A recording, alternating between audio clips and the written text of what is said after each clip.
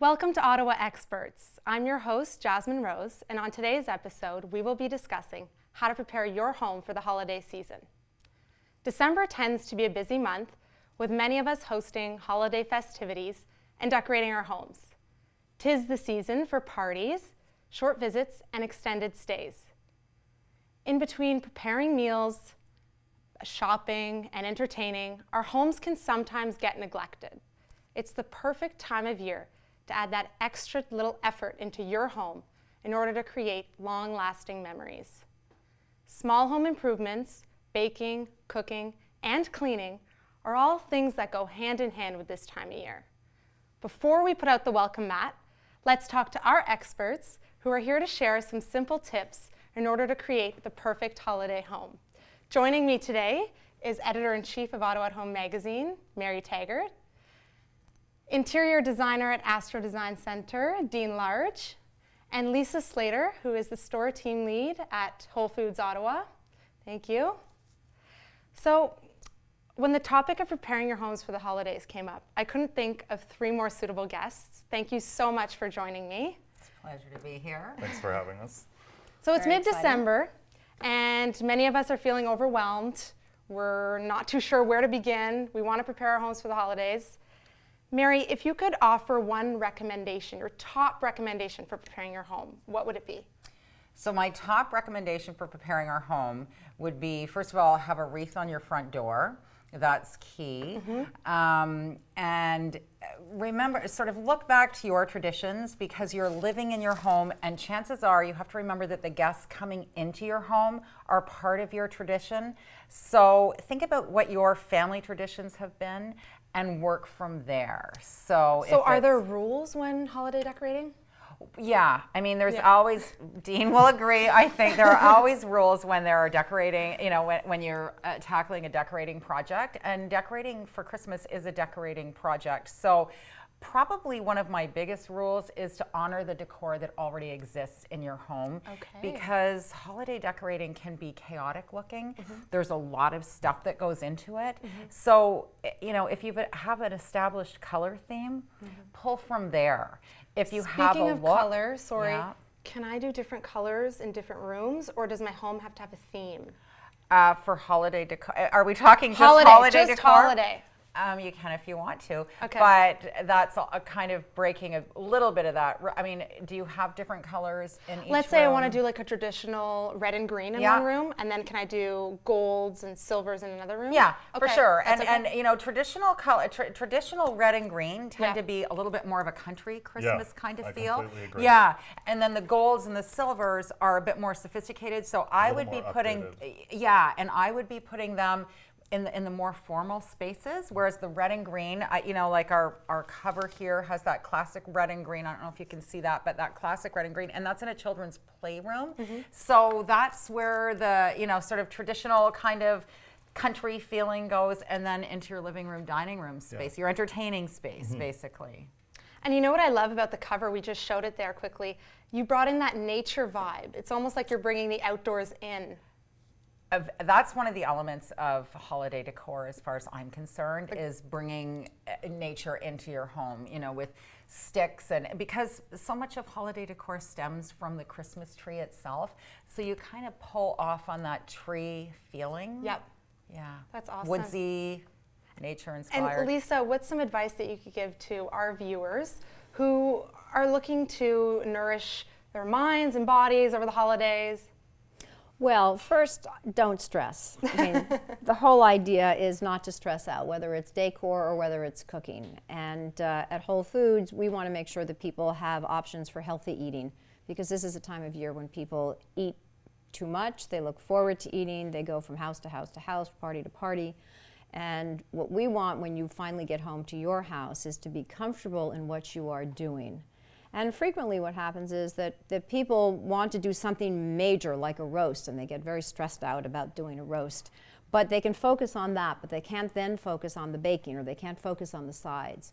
So either my advice would be delegate, have people bring things, have your guests bring things. Guests are always asking, what can I bring, and how many bottles of wine can one person receive? I mean, you can receive a lot, this is true.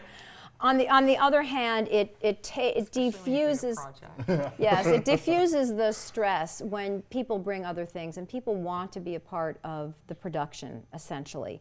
So we say, you know, if you want to do your big roast beef like we have on our holiday menu, you definitely can do that. Or we say you do the roast beef, and we do all the sides, and we do the pastries, and then that's all you have to worry about is that one piece of meat or the turkey or the ham, whichever goes. That's wonderful. So this is at Whole Foods. You're saying as in we, right? Yes. Yeah. So. Yep. And it is amazing. Like, I have to say, we're pretty She's excited. a big fan. I'm a big Whole Foods fan. Mary's a big fan. But okay, if we're gonna talk, I want to talk about that cookie bar you've got going on. The International Cookie Bar. Oh my I gosh! got lost in it. In the cookie bar Yeah, yourself? absolutely. Yeah, do I you was like, I want to want it tell us a all. little bit about that? Yes, it's basically a huge cart. I think we have something like 32 different varieties my of goodness. cookies there. It's heaven. Yeah, it is. And I think that would be an amazing hostess gift, don't you? Like, if you're coming Absolutely. to my house, bring something from that Whole And Foods we have cookie bar. tins. It's a very good point. Thank you. We have very pretty holiday tins Yeah. that are silver, actually, and blue, that you can fill up with whatever assortment you want, and you can bring it as a gift, and it's a great gift. You could do your Christmas shopping Yes. and your groceries right there at Whole One-stop Foods. shop. Yeah. You definitely Whole can, Foods. and now that you've brought that up, I let me might do let me that. point Yeah. out a few things that Yeah. are Please different. do. This and looks totally delicious. unique. So we have these dehydrated candied oranges that you can use either as a cracker with cheese, Very or nice. for people who want to eat Wait, what? something slightly You're gonna sweet. put cheese on Yes, it's What kind? delicious. that. Try Can I it. feel that? Yeah, I'm yeah. not going to eat it. But, oh yeah. Oh. Okay, Yeah, sure. It feels eat like it, a chip. taste it. I'm not. Yeah. I'm not. No? I don't eat. I'll I have a try it. rule. like, I'll go for I don't it. eat I'll on go for it. camera. Yeah. Oh God, it's making a mess. I need napkins. It's wonderful, Good. isn't it? It's so good. So it would also be really nice with the blue cheese that we have there, or the Salt Spring Island cheese. Out from Beautiful BC. cheese platter. Or even it would go really nicely with that cheddar, the cranberry cheddar that we've got over there. Right here, that's beautiful. So if you're starting your meal and you don't want to put out things like chips per se, things like Marcona almonds. Almonds are good for you. Yeah. These are delicious. These are from Spain. And then we have a lot of things that, it's interesting, Mary, you talk about tradition.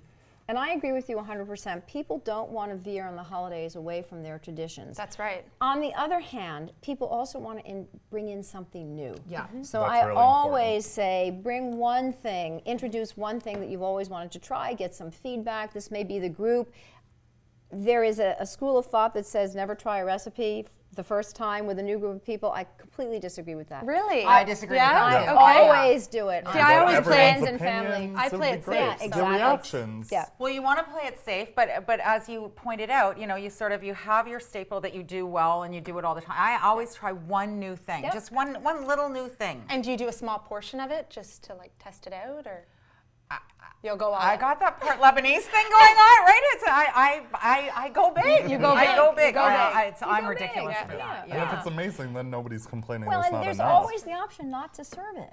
You know, Yes. there always is that option. Yes. But so I wouldn't make that the centerpiece. Like if I you really wouldn't like make that it, the you centerpiece. don't serve it. You keep it for yourself for later. Is that what you're saying? Yeah, Is well, that no. what What I'm Love saying it. is, there's either way. If you like it too much, you keep it for yourself. If you don't like it, you keep it for yourself later too. But there are so many dietary restrictions now, and that to me is the single most stressful thing when you invite guests over, because now you have to ask, what do you eat? and Right. What don't you eat? Yeah. So, but I have a question, and this applies to decor and renovating and hosting. To what point do you do it for your guests? Should you be doing it for yourself or for your guests? I know in renovation, it's like that big question: Everything needs to be resale for value yourself. or for yourself? You're enjoying it. It's your Yeah. money. It's a representation of yourself. I think if you're entertaining, people are coming into your home, seeing Right. who you are. Make your own way. And I mean, with the holidays, it's tough because you're going to want to have maybe elements of tradition from before brought in. But just because your parents did it that way for 20 years doesn't mean you have to do it that way. Take a bit of it, but mix it in. Like, I'm not going to Jasmine's house to see what your mom did. Right. So. Right. Well, I bet your mom does it well, though. I might come over to see what you do. And what do you think, Mary? Well, Decorating. I'm a bit like Dean, and I do believe in, and it is for yourself, but I take it a little bit farther because, I like entertaining. I do well with it. I have good taste in decor. So I'm doing it for myself, Right. greatly to your benefit, basically. And I think if you enjoy it, then you're doing it for yourself, and your guests will reap the benefit. And I have a little bit of a rule, because we like to talk rules here, Yes. right? A little bit of a rule with entertaining. If you come to my home and don't have a good time, this is not my fault.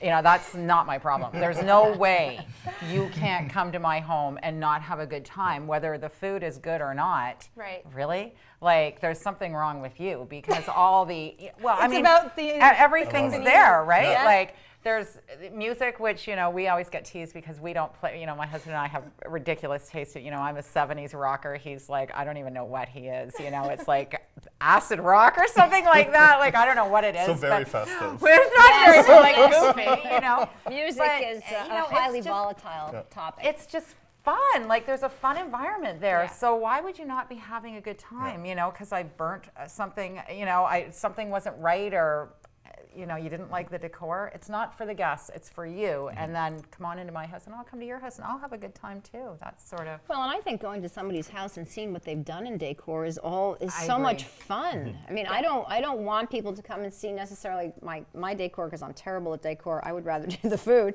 But going to other people's houses and seeing how creative they are, Yeah. and how different But they think do about that things. when you say you're terrible with decor, right? And you have, Dean and I over, and are you nervous about having us over because of your decor? I'm hoping not, because you've got great food. Am Well, I my nervous table is having my you? decor. Yeah, exactly, Exactly. Yeah. exactly. And I'm a big believer in the holidays of food being a part of the decor. I just don't even think you need to go crazy with.